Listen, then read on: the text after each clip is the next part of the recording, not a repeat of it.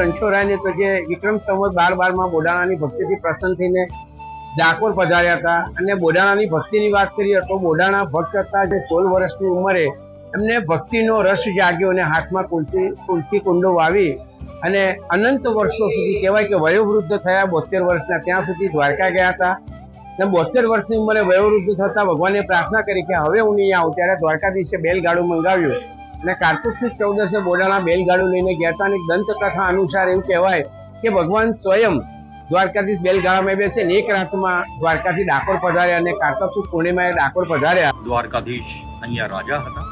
રાજાને રોજ રાજાની જેમ લાડ લડાવીએ છે। રોજના 11 વખત ભોગ, 4 વખત આરતી, પીળા પાન, કેસરના શરબત,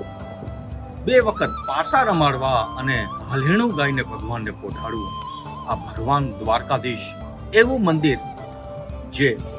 4 ધામ એમાંથી એક ધામ